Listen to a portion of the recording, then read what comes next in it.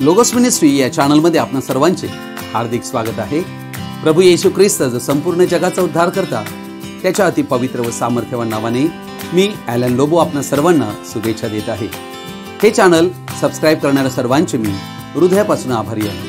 आजचा संदेश जर तुम्ही पहिल्यांदा पाहत असाल आणि जर तो तुम्हाला आवडला तर कृपया तो तुम्ही इतरांबरोबर शेअर करावा, लाईक करावा व संदेशाचे नोटिफिकेशन तुम्हाला कायम मिळण्यासाठी बेल रिंग प्रेस करावी।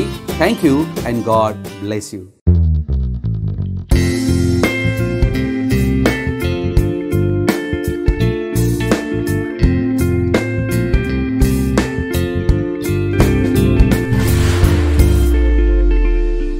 आज आम्ही एका महत्त्वाच्या विषयाकडे आपलं लक्ष लावणार आहोत आणि या विषयाला मी शीर्षक देऊ इच्छितो, दोन प्रकारचे ख्रिस्ती आणि दोन प्रकारचे पुनरुत्थान। आजच्या जगामध्ये आम्हाला तीन प्रकारचे ख्रिस्ती व्यक्ती आढळतात जे स्वतःला ख्रिस्ती संबोधत आहेत, परंतु त्यातला एक प्रकार जो आहे प्रभू येशू ख्रिस्ताच्या नावात बाप्तिस्मा घेण्याचा नकार देत आहेत, कारण ते वराचा स्वीकार करीत नाही, वराचं नाव आपल्या स्वतःला लावून घेत नाहीत। म्हणून यशाचं पुस्तक 4 अध्याय 1 वचन म्हणते, त्या समय 7 स्त्रिया एका पुरुषाला धरून म्हणतील, आम्ही स्वतःचे अन्न खाऊ व स्वतःचे वस्त्र लेवू, तुझे नाव मात्र आम्हाला लावू दे, आमची अपकीर्ती दूर कर। अर्थात या 7 स्त्रिया या मंडळीला दर्शवित आहेत व तो एक पुरुष ख्रिस्त येशूला दर्शवित आहे। अर्थात ते ख्रिस्ताला धरून आहेत असं आम्हाला आढळत आहे। परंतु या 7 स्त्रियांचं म्हणणं काय? आम्ही स्वतःचे अन्न खाऊ। ख्रिस्त आपली जीवनाची भाकर स्वर्गातनं घेऊन खाली उतरलेला आहे, जी शुद्ध आणि बेखमीर भाकर आहे, ज्यामध्ये अनंत जीवन आहे व तीच आमच्या जीवासाठी खरी रोटी आहे। परंतु मंडळीला भेसळयुक्त खमीरयुक्त भाकर हवी आहे व ती आपल्या स्वतःचं अन्न खाऊ इच्छित आहे। आणि म्हणूनच आज आम्हाला सांप्रदायिक सर्व गोष्टी आढळत आहेत ज्यात भेसळयुक्त केलेल्या आहेत। आम्हाला जर जीवन हवं असेल तर आम्हाला ख्रिस्ताची शुद्ध व बेखमीर भाकर खाणे आहे। नंतर ते म्हणत आहेत की आम्ही स्वतःचे वस्त्र लेवू। या ठिकाणी आम्हाला हे चित्र आढळत आहे की हे येशू जो त्यांचा पती आहे, मस्तक आहे, त्याच्या इच्छेप्रमाणे करण्याची त्यांना बिलकुल आवड नाही, रस नाही। त्यांना आपल्या स्वतःच्या इच्छेप्रमाणे करायचं आहे। अर्थात ते ख्रिस्ताच्या अधिकाराखाली नाहीत, अधीनतेत राहण्यास तयार नाहीत, याला हे दर्शवित आहे। अर्थात या ठिकाणी या स्त्रीचं म्हणणं काय? आम्ही आमची वस्त्रे नेसू, अर्थात आम्ही आमचे स्वतःचे वस्त्र नेसू। देवाने आम्हाला वस्त्र दिलेलं आहे। गलती 3:27 मध्ये ख्रिस्ताला आम्ही पांघरावे ही आमची जबाबदारी आहे व बाप्तिस्म्याद्वारेच आम्ही ख्रिस्ताला पांघरू शकतो। परंतु या ठिकाणी मंडळी ते नाकारत आहे। अर्थात तिला स्वतःचं वस्त्र हवं आहे। वस्त्र हे लाज झाकण्यासाठी असते, शरीर झाकण्याचं कार्य करीते। वस्त्रावरूनच मनुष्याच्या चारित्र्याची आम्हाला ओळख मिळते। अर्थात ही मंडळी हिला फॅशन हवी आहे, हिला आपल्या पद्धतीने आपले कपडे घालायचे आहेत। अर्थात ती पवित्रतेचा मार्ग पत्करायला तयार नाही। अर्थात या ठिकाणी आम्हाला ही गोष्ट आढळते की मत्ते 22:1-14 वचनामध्ये आम्हाला लग्नाची मेजवानी आढळते, जेथे लग्नाचा पोशाख न घालणारा व्यक्ती बाहेर गेटवर आहे।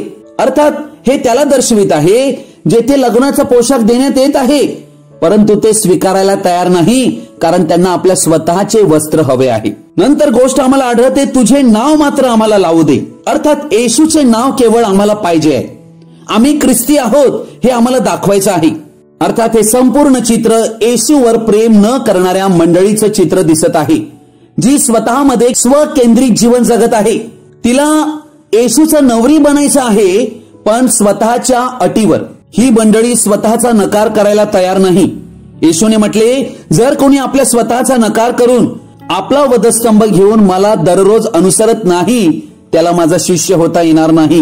अर्थात स्वतःचा वधस्तंभ घेऊन येशूच्या मागे ते चालू इच्छित नाहीत। त्यांना या जगातील सुखविलास व्यभिचारी जीवनाची आवड आहे। सर्व आपल्या इच्छेप्रमाणे ते करू इच्छितात आणि नाव फक्त येशूचं घेऊ इच्छितात। म्हणून येथे वचन म्हणते, तू आमची केवळ अपकीर्ती दूर कर। म्हणजे आमच्यामुळे काही अप्रतिष्ठा झाली, निंदा झाली तर ती केवळ दूर करण्याचं काम तू कर। आपली अप्रतिष्ठा व निंदा दूर करण्यासाठी म्हणून ते ख्रिस्ताला बाळगून राहिलेले आहेत। त्यानंतरचे दोन प्रकारचे ख्रिस्ती जे आहेत हे वाचले गेलेले, तारण पावलेले ख्रिस्ती आहेत आणि ते आहेत शहाण्या कुमारिका व मूर्ख कुमारिका। अर्थात मूर्ख कुमारिकांना सार्वकालिक जीवन पांढऱ्या सिंहासनाच्या अगोदर प्राप्त होत नाही. मागील आमचे चारही संदेश समजणं आम्हाला प्रथम अत्यावश्यक आहे. त्याशिवाय आजचा हा संदेश समजणे कठीण आहे. अर्थात आजचा संदेश शहाण्या आणि मूर्ख कुमारिका या आम्हाला कशा प्रकारे जुन्या करारामध्ये आढळतात व नवीन करारामध्ये कशा पद्धतीने आहेत.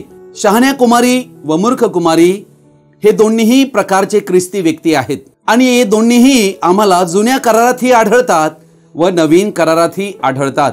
त्याविषयी मी तुमच्या पुढे काही ठळक गोष्टी मांडण्याचा प्रयत्न करणार आहे की जेणेकरून आम्हाला कळेल की या दोन्हींसाठी कशा प्रकारचे पुनरुत्थान ही ठेवलेले आहे.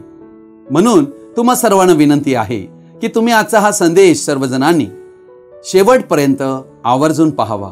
अर्थात हा विषय फार सखोल विषय आहे, परंतु योहान शुभवर्तमान 16 अध्यायातल्या 13व्या वचनात प्रभू येशू ख्रिस्ताने म्हटले, तरी तो सत्याचा आत्मा येईल तेव्हा तो तुम्हाला मार्ग दाखवून सर्व सत्यात नेईल. कारण तो आपल्या स्वतःचे सांगणार नाही, तर जे काही ऐकेल तेच सांगेल आणि होणाऱ्या गोष्टी तुम्हाला कळवेल. अर्थात पवित्र आत्मा आमचा शिक्षक असून तोच आम्हाला सर्व सत्यात घेऊन जातो. कारण देवाचा आत्मा तोच आम्हाला सर्व काही प्रकट करीतो. कारण देवाचा आत्मा सर्व गोष्टींचा व देवाच्या गहन गोष्टींचाही शोध घेतो. योहान शुभवर्तमान याचा 5वा अध्याय आणि याचं वचन 24 आणि 25 मी आपल्या पुढे वाचत आहे. मी तुम्हाला खचित सांगतो, जो माझी वचने ऐकतो व ज्याने मला पाठविले त्याच्यावर विश्वास ठेवतो त्याला सार्वकालिक जीवन प्राप्त झाले आहे आणि त्याच्यावर न्यायाचा प्रसंग येणार नाही. तो मरणांतून जीवनात पार गेला आहे. अर्थात हे वचन मूर्ख आणि शहाण्या कुमारिकांना दुभांगत आहे. हे वचन केवळ शहाण्या कुमारिकांसाठी आहे, कारण ते पांढऱ्या सिंहासनाच्या न्यायातून वाचले जातात. परंतु मूर्ख कुमारिका या न्यायामध्ये येतील. पांढऱ्या सिंहासनाच्या न्यायासनावरून ज्या वेळेला न्याय होईल तेव्हा त्यांना अनंत जीवन बहाल करण्यात येईल. वचन 28 आणि 29 मी वाचत आहे. याविषयी आश्चर्य करू नका, कारण कबरेंतील सर्व माणसे त्याची वाणी ऐकतील आणि ज्यांनी सत्कर्मे केली ते जीवनाच्या पुनरुत्थानासाठी व ज्यांनी दुष्कर्मे केली ते न्यायाच्या पुनरुत्थानासाठी बाहेर येतील. अशी वेळ येत आहे. आणि या ठिकाणी आम्ही 2 पुनरुत्थान पाहत आहोत. एक जीवनाचे पुनरुत्थान आणि दुसरे आहे न्यायाचे पुनरुत्थान. जीवनाचे पुनरुत्थान हे पहिलं पुनरुत्थान आहे आणि न्यायाचे पुनरुत्थान हे दुसरे पुनरुत्थान आहे. दुसऱ्या पुनरुत्थानात पांढऱ्या सिंहासनाच्या न्यायाच्या वेळेला मूर्ख कुमारिकांना अनंत जीवन बहाल करण्यात येते. याविषयी आम्ही वर्णन मत्ती शुभवर्तमान 25 अध्याय आणि याचं वचन 34 म्हणते, तेव्हा राजा आपल्या उजवीकडच्यास म्हणेल, हो माझ्या पित्याचे आशीर्वादित हो, या जे राज्य जगाच्या स्थापनेपासून तुम्हा करिता सिद्ध केले आहे ते वतन करून घ्या. अर्थात या ठिकाणी आम्ही पाहत आहोत की मेंढरे जी आहेत ही या ठिकाणी मूर्ख कुमारिकांना दर्शवित आहे आणि ते या ठिकाणी वाचले जातात, कारण त्यांच्यासाठी जगाच्या स्थापनेपासून ते अनंत जीवन राखले होते, जे त्यांना त्या न्यायासनाच्या वेळेला प्राप्त होते. देव मूर्ख कुमारिकेंवरही फार प्रेम करतो, म्हणून येशूने त्यांनाही धन्य म्हटले आहे. मूर्ख कुमारिकांनी जीवनभर पवित्र आत्म्याचा बाप्तिस्मा याला दुर्लक्षित केले, परंतु तरी देखील देवाने त्यांचा आदर केला. त्यांच्या शुद्धतेबद्दल जे ख्रिस्ती जीवन ते जगले व त्यांनी आध्यात्मिक व्यभिचार केला नाही. म्हणूनच आम्ही पाहतो की प्रकटीकरण याच्या 7व्या अध्यायामध्ये त्यांना शुभ्र झगे देण्यात येतात. अर्थात शुभ्र झगे हे अनंत जीवनाला दर्शवितात. अर्थात ते दंडापासून व दुसऱ्या मृत्यूपासून वाचले जातात. शहाण्या कुमारिका तर ख्रिस्ताबरोबर न्यायासनावर बसलेले आहेत व तेच मूर्ख कुमारिकांचा न्याय करतील. संपूर्ण जगाचा व देवदूतांचाही न्याय निवाडा ते करतील. आमच्याकडे अधिक पुरावा आढळतो शहाण्या व मूर्ख कुमारिकेबाबत येशूच्या पुनरुत्थानाच्या वेळेला. मत्ती शुभवर्तमान 27 अध्यायातल्या 52 वचन म्हणते, थडगी उघडली आणि निजलेल्या पवित्र जनांची पुष्कळ जणांची शरीरे उठविली गेली. ते त्याच्या पुनरुत्थानानंतर थडग्यांतून निघून पवित्र नगरात गेले व अनेकांना दिसले. अर्थात प्रभू येशू ख्रिस्ताचं ज्या वेळेला पुनरुत्थान झालेलं आहे त्यावेळेला येरुशलेमेमध्ये अनेक संतजन हे उठविण्यात आले आणि वचन या ठिकाणी ठळक शब्दात म्हणत आहे, पुष्कळ जणांची शरीरे उठविली गेली, सर्व जणांची नाही. अर्थात येशूच्या पुनरुत्थानानंतर केवळ शहाण्या कुमारिका याच येशू बरोबर उठल्या. अर्थात जुन्या करारातील शहाणी कुमारिका जी आहे ही येशू ख्रिस्ताबरोबर पुनरुत्थित झाली. यावरून हे कळते की त्यांचे प्रभूवरील प्रेम व आज्ञापालन यामुळे त्यांना मृतांतून उठविण्याचे प्रतिफळ मिळाले. शहाण्या कुमारिका या जुन्या करारांतील संत जन होते जे येशूच्या पुनरुत्थानानंतर उठविण्यात आले. मूर्ख कुमारिका या जुन्या करारातही आढळतात, ज्या येशूच्या पुनरुत्थानानंतर उठविण्यात आल्या नाहीत, त्या कबरेतच राहिल्या आहेत. मूर्ख कुमारिका ज्यांची नावे जीवनाच्या पुस्तकात आहेत ते अजून उठविण्याचे बाकी आहे व ते 1000 वर्षाचे ख्रिस्ताचं राज्य समाप्त झाल्यानंतर पांढऱ्या सिंहासनाच्या न्यायाच्या वेळेला दुसऱ्या पुनरुत्थानात त्यांना उठविण्यात येईल व त्यांना अनंत जीवन बहाल करण्यात येईल. अर्थात शहाण्या आणि मूर्ख कुमारिका या दोघांसाठीही वेगवेगळे पुनरुत्थान आहे. शहाण्या कुमारींसाठी पहिले पुनरुत्थान आहे, मूर्ख कुमारिकांसाठी दुसरे पुनरुत्थान आहे. तो आज मी तुमच्या पुढे जुन्या करारात आणि नवीन करारातही शहाण्या आणि मूर्ख कुमारिका कशा आहेत यांचं चित्र दाखवू इच्छित आहे. उत्पत्त्याचं पुस्तक याचा 5वा अध्याय 23 आणि 24 वचन मी आपल्या पुढे वाचत आहे. हनोकाचे एकंदर आयुष्य 365 वर्षाचे झाले. हनोक देवाबरोबर चालला, त्यानंतर तो नव्हता, कारण देवाने त्याला नेले. अर्थात हनोक नावाचा व्यक्ती या ठिकाणी आम्हाला आढळत आहे जो शहाण्या कुमारिकांना दर्शवित आहे. हनोक हा आदामानंतर 7वा पुरुष आहे असं वचन यहुदाचं पत्र 1 अध्याय याच्या 14व्या वचनात आढळते. अर्थात हनोक हा 7वा पुरुष म्हणजे 7व्या मंडळी युगामध्ये स्वर्गरोहण होईल याची ही प्रतिछाया आहे. आजच्या काळात जे स्वर्गरोहण होणार आहे व जे जिवंत म्हणून आकाशात घेतले जातील स्वर्गरोहणाच्या वेळेला, त्याला तो दर्शवित आहे. हनोक हा विषय आम्ही पाहत आहोत की आतापर्यंत सर्व मरत आले, परंतु हनोक या ठिकाणी असा एक व्यक्ती आढळत आहे ज्याला मृत्यू आलाच नाही. अर्थात तो देवाबरोबर चालला अशी साक्ष त्याच्याविषयी देण्यात आली. हनोक या ठिकाणी पहिला व्यक्ती असा दर्शविलेला आहे जो देवाबरोबर चालला. आणि आमोस 3:3 म्हणते, दोघे एकमताचे झाल्याशिवाय एकत्र चालतील काय? अर्थात हनोक हा देवाच्या विचाराशी, उद्देशाशी, अपेक्षेशी पूर्णतः एक झाला होता, त्यामुळेच तो देवाबरोबर चालू शकला. आणि हनोक या ठिकाणी शहाण्या कुमारींना दर्शवित आहे. अर्थात हनोकानंतर आम्हाला आढळत आहे नोहा नावाचा व्यक्ती. नोहा हा हनोक लोकांतरी गेल्यानंतर कैक वर्षानंतर जन्माला आलेला आहे. नोहाला देवाने येणाऱ्या महापुराविषयी सूचना दिली आणि आपल्या घराण्यासाठी तारू बांधण्यास सांगितले. अर्थात ही गोष्ट देवाने अगोदरच पाहिली होती की किती लोक वाचणार आहेत. नोहाचा प्रचार संपूर्ण जगात पसरला गेला होता, परंतु 120 वर्षे प्रचार करूनही केवळ आपल्या कुटुंबातील व्यक्तीच वाचले. उत्पत्त्याचं पुस्तक 6वा अध्याय 8वं वचन म्हणते, परंतु नोहावर परमेश्वराची कृपादृष्टी होती. अर्थात पवित्र शास्त्रामध्ये 2 पेत्र याचा 2रा अध्याय आणि 5वं वचन म्हणते, त्याने प्राचीन जगाचीही गय केली नाही, तर अभक्तांच्या जगावर जलप्रलय आणला आणि नीतिमत्वाचा उपदेशक नोहा याचे 7 जणांसह रक्षण केले. अर्थात या ठिकाणी आम्हाला आढळत आहे की नोहाचा काळ हा महासंकटाच्या काळाला दर्शवित आहे. नोहा हा स्वतः नीतिमत्वाचा प्रचारक होता असं वचन आम्हाला या ठिकाणी म्हणते. व नोहासह 8 जण देवाने रक्षिले. मूर्ख कुमारिकेची प्रतिछाया या ठिकाणी आम्हाला आढळते. नोहा हा जलप्रलयानंतर एका नवीन विश्वामध्ये ज्या वेळेला प्रवेश करीतो तेव्हा वचन उत्पत्ती 9:20 आणि 21 वचन म्हणते, नोहा शेतकी करू लागला, त्याने द्राक्षाचा मळा लाविला, तो द्राक्षरस पिऊन गुंगला आणि आपल्या डेऱ्यात उघडा नागडा पडला. अर्थात नोहा या ठिकाणी आम्हाला मूर्ख कुमारिका म्हणून आढळत आहे. दुसरा व्यक्ती आम्हाला आढळतो अब्राहम. उत्पत्ती याच्या 18व्या अध्यायातलं 17 ते 19 वचन मी वाचत आहे. परमेश्वर म्हणाला, मी जे करणार आहे ते अब्राहमापासून लपवून ठेवू काय? कारण त्याचे मोठे व समर्थ राष्ट्र खात्रीने होणार आणि त्याच्याद्वारे पृथ्वीवरील सर्व राष्ट्रे आशीर्वादित होणार. मी त्याची निवड केली आहे ती अशासाठी की त्याने आपल्या लेकरांस व आपल्या पश्चात आपल्या घराण्यास आज्ञा द्यावी आणि त्यांनी न्याय नीतीने वागण्यासाठी परमेश्वराचा मार्ग आचरावा.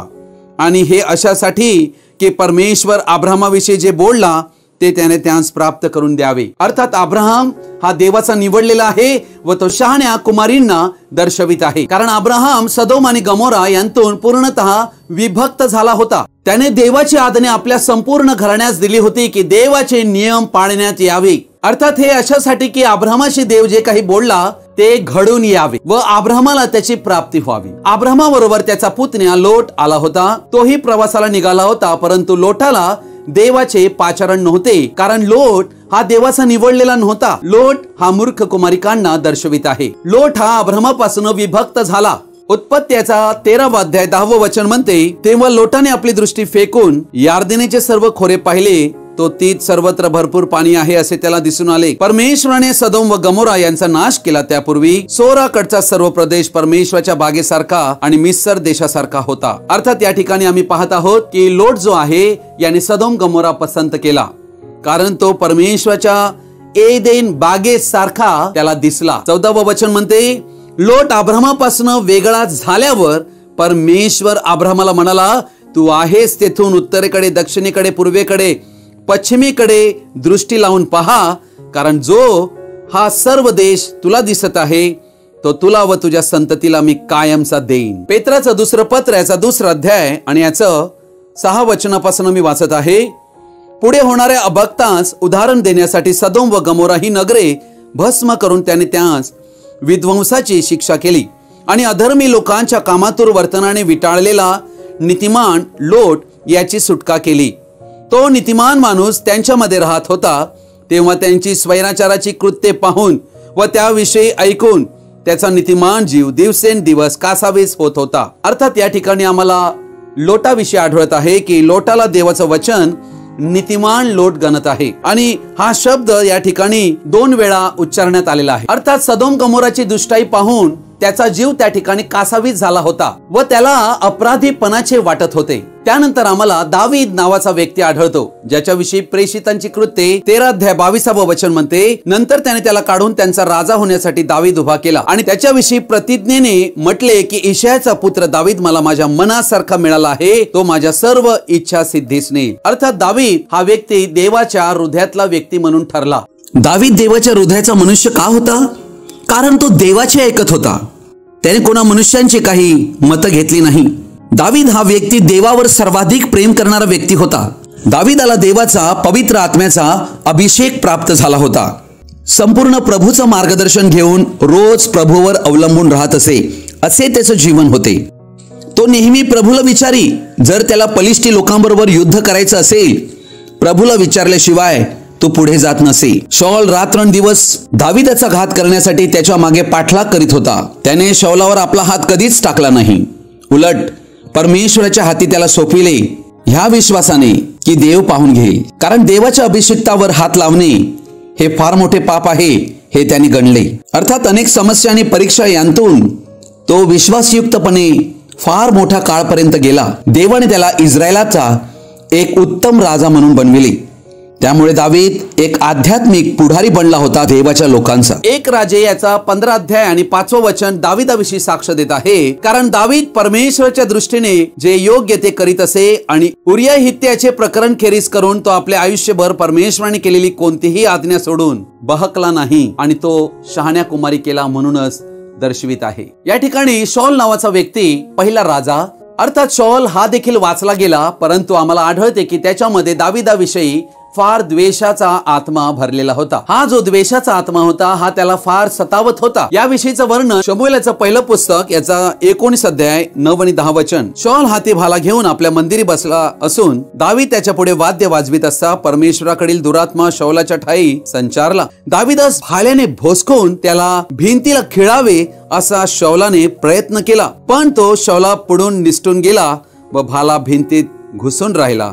तेव्हा त्या रात्री दावीद पलायन करून निसटून गेला. अर्थात या ठिकाणी आम्ही पाहत आहोत की शौल हा दावीदाच्या मागे लागला होता. 1 शमूएलाच्या 28 अध्यायातल्या 19व्या वचनात आम्ही पाहतो, एवढेच नव्हे तर परमेश्वर तुझ्याबरोबर इस्रायल लोकांशी पलिष्ठ्यांच्या हाती देईल. उद्या तू आपल्या पुत्रासह मजकडे येशील. परमेश्वर इस्रायलाचे सैन्य पलिष्ठ्यांच्या हाती देईल. अर्थात या ठिकाणी शमूएल जो एका भूत प्रवीण विद्येच्या द्वारे उठविण्यात आला होता आणि त्याने भविष्यवाणी केली की शौल आणि त्याचे दोन्ही पुत्र एकाच दिवशी मरण पावणार आहेत. अर्थात या ठिकाणी आम्हाला आढळत आहे की शौल हा देखील वाचलेला आहे. शौल या ठिकाणी मूर्ख कुमारिकांना दर्शवित आहे. अर्थात आम्ही पाहतो की नवीन करारामध्ये आम्हाला आढळते की येशू ख्रिस्ताचे जे शिष्य आहेत हे शहाण्या कुमारिकांना दर्शवित आहेत. मत्ते 19 अध्यायातल्या 27 वचनापासून मी वाचत आहे. तेव्हा पेत्राने त्याला म्हटले, पहा आम्ही सर्व सोडून आपल्या मागे आलो आहोत, तर आम्हाला काय मिळणार? येशूने त्यास म्हटले, मी तुम्हाला खचित सांगतो, पुनरुत्पत्तीत मनुष्यांचा पुत्र आपल्या गौरवाच्या राजासनावर बसेल, तेव्हा माझ्या मागे आलेले तुम्हीही 12 राजासनावर बसून इस्रायलाच्या 12 वंशांचा न्याय निवाडा कराल. आणखी ज्या कोणी घरे, भाऊ बहिणी, बाप आई, मुले आणि शेते माझ्या नावाकरिता सोडली आहेत, त्याला अनेक पटीने मिळून सार्वकालिक जीवन हे वतन मिळेल. परंतु जे पहिले ते शेवटले आणि शेवटले ते पहिले असे पुष्कळ जणांचे होईल. अर्थात येशू बरोबर येशूच्या मागे चालणारे हे जे शिष्य होते हे शहाण्या कुमारिकांना दर्शवित आहेत. परंतु आम्हाला आढळते की येशूच्या उजवीकडे एक खिळलेला जो चोर होता, जो वधस्तंभी, त्याला येशूने म्हटले, आज तू माझ्याबरोबर खचित सुखलोकात असशील. हा मूर्ख कुमारिका आहे. तसेच गमलिएल आणि निकेदम आणि योसेफ अरामाइटकर जे गुप्त शिष्य होते, हे देखील मूर्ख कुमारिकेमध्ये आम्हाला आढळतात. गमलिएल विषयी आम्ही पाहतो की ज्या वेळेला संत जनांना छळण्यात येत होतं, त्यावेळेला प्रेषित 5वा अध्याय 34 ते 40 वचनात गमलिएलनी संत जनांना मदत केलेली आहे. गमलिएल याने कशा पद्धतीने ख्रिस्ती लोकांना त्यावेळेला मदत केलेली आहे. परंतु सर्व लोकांनी प्रतिष्ठित मानलेला गमलिएल नावाचा एक परुषी शास्त्राध्यापक होता. त्याने न्यायसभेत उभे राहून त्या माणसांना थोडा वेळ बाहेर पाठविण्यास सांगितले. मग तो त्यांना म्हणाला, अहो इस्रायल लोकांनो, तुम्ही या माणसांचे काय करणार याविषयी जपून असा. कारण ख्रिस्ताच्या लोकांविरुद्ध संपूर्ण इस्रायल लोक उठले होते. त्यावेळेला गमलिएल मध्ये आला. म्हणून मी तुम्हाला आता सांगतो, या माणसापासून दूर राहा व त्यांना जाऊ द्या. कारण हा भेद किंवा हे कार्य मनुष्यांचे असल्यास नष्ट होईल, परंतु ते देवाचे असल्यास तुम्हाला ते नष्ट करता यावयाचे नाही. तुम्ही मात्र देवाचे विरोधी ठराल. अशा प्रकारचं शहाणपणाचं कार्य गमलिएल नावाच्या या परुषी शास्त्राध्यापकाने केलं. आणि त्यामुळे इस्रायलमधील हे जे कर्मठ यहुदी लोक यांना या ठिकाणी वचक बसला. आणि हे कार्य गमलिएलद्वारे झालेलं आहे. योहान सुवर्तमान याचा 19 अध्याय 38 आणि 39 मी वाचत आहे. त्यानंतर अरिमथाईकर योसेफ याने आपल्याला येशूचे शरीर घेऊन जाऊ द्यावे अशी पिलाताला विनंती केली. तो येशूचा एक शिष्य असून यहुदांच्या भयामुळे गुप्त शिष्य होता. आणि पिलाताने परवानगी दिल्यावरून त्याने जाऊन त्याचे शरीर नेले. आणि त्याच्याकडे पहिल्याने रात्रीचा आलेला निकेदेम ही गंधरस व अगरू यांचे सुमारे 100 रत्तल मिश्रण घेऊन आला. अर्थात त्यांनी जे काही केले ते येशूसाठी केले. आणि त्यामुळेच या कार्याबद्दल आम्हाला आढळते की तो व्यक्ती मूर्ख कुमारिकेमध्ये गणण्यात येतो. त्याला अनंत जीवन मिळालेलं आहे. प्रकटीकरणाचं पुस्तक 2 आणि 3 अध्यायामध्ये आम्हाला 7 मंडळी युग आढळतात. या 7 मंडळी युगाचा कालखंड जवळजवळ 2000 वर्षाचा आहे. व आज तुम्ही आणि आम्ही शेवटच्या मंडळी युगामध्ये पोहोचलेलो आहोत, लावदिकिया कलिसियाचं युग. अर्थात या 7ही मंडळी युगात आम्हाला शहाण्या व मूर्ख कुमारिका आढळतात. या 7 मंडळी युगामध्ये देवाने आपले संदेशवाहक त्या वेळेचा संदेश घेऊन पाठविले. व प्रभूचे जे निवडलेले लोक होते, ज्यांनी आपल्या दिवसाचा संदेश ऐकला, ओळखला व त्याचे मर्म त्यांनी जाणले, त्यांनी देवाची वचने स्वीकारली आणि ते शहाण्या कुमारी ठरले. 1000 वर्षाचे ख्रिस्ताचे या पृथ्वीवरील राज्य हे सर्वांसाठी नाही, फक्त पवित्र आत्म्याने भरलेल्या व्यक्तींसाठीच आहे, म्हणजे शहाण्या कुमारिकेंसाठी. शहाणी कुमारिका ती आहे जिच्या जीवाला पवित्र आत्म्याचा बाप्तिस्मा मिळाला आहे. व या गोष्टींना सुरुवात पेंटिकॉस्टच्या दिवसापासून झालेली आहे. ती आजपर्यंत चालू आहे. हा आहे नवीन करार. नवीन करारातील शहाणी कुमारिका ही येशू ख्रिस्ताच्या दुसऱ्या येण्याच्या वेळेला, म्हणजे मंडळीच्या स्वर्गरोहणा अगोदर पहिल्या पुनरुत्थानामध्ये सहभागी असेल. अर्थात शहाणी कुमारिका ही गेल्या 2000 वर्षाच्या 7 मंडळी युगांतील ख्रिस्तामध्ये झोपी गेलेली आहेत. ती प्रथम वृत्तांतून उठेल व ती स्वर्गरोहणात असेल. व जिवंत उरलेले आपण संतजन हे आपल्या शरीराचा बदल अनुभवतील आणि ख्रिस्त येशूला अंतराळात भेटतील. कृपेने तारण ही एक महान देणगी देवाने मनुष्यांना दिलेली आहे. परंतु या कृपेचे 3 वेगवेगळे स्तर आहेत. पहिला स्तर आहे न्यायीकरण, ज्याला म्हणतात जस्टिफिकेशन. दुसरा स्तर आहे पवित्रीकरण, म्हणजे सॅन्क्टिफिकेशन. व तिसरा स्तर आहे पवित्र आत्म्याचा बाप्तिस्मा, बॅप्टिझम ऑफ होली घोस्ट. प्रत्येक व्यक्ती जो ख्रिस्त येशूवर विश्वास करीतो व पश्चाताप करून प्रभू येशू ख्रिस्ताच्या नावात बाप्तिस्मा घेतो, तेव्हा न्यायीकरणाच्या पहिल्या स्तरावर तो तारला जातो. कारण या पहिल्या स्तरात मनुष्यांना त्यांच्या पापांची क्षमा मिळते व ते तारले जातात. परंतु त्या व्यक्तीला ज्याचे तारण झाले, उद्धार झाला, त्याला काही काळात नवीन जन्माचा अनुभव होणं फार गरजेचे आहे. अर्थात नवीन जन्म प्राप्त होणे हे ख्रिस्ताच्या वधूचं पाचारण आहे. पवित्र आत्म्याच्या बाप्तिस्म्याकडे नवीन जन्म घेऊन जातो. अर्थात मी कोणत्या प्रकारची कुमारिका आहे हे आम्हाला पवित्र शास्त्रांतील वचनाद्वारे स्वतःला पारखून आम्हाला ती गोष्ट समजून घेणे आहे. जर आम्ही पवित्र आत्म्याने परिपूर्ण नाही तर आम्ही मूर्ख कुमारिका ठरणार आहोत. मूर्ख कुमारिका या पहिल्या पुनरुत्थानात उठविल्या जात नाहीत, कारण त्या पवित्र आत्म्याने नवीन जन्म पावलेल्या नाहीत. त्या इतर पापी लोकांबरोबर उठविण्यात येतील दुसऱ्या पुनरुत्थानात. म्हणून ख्रिस्ताच्या मंडळीचे स्वर्गरोहण व पहिले पुनरुत्थान ते गमावतील व 1000 वर्षाचं ख्रिस्ताचं जे पृथ्वीवरील राज्य आहे ते देखील ते गमावतील. त्या 1000 वर्षाच्या काळात मूर्ख कुमारिका या निद्रावस्थेत असतील व 1000 वर्षाच्या काळानंतर त्यांना पांढऱ्या सिंहासनापुढे यावे लागेल.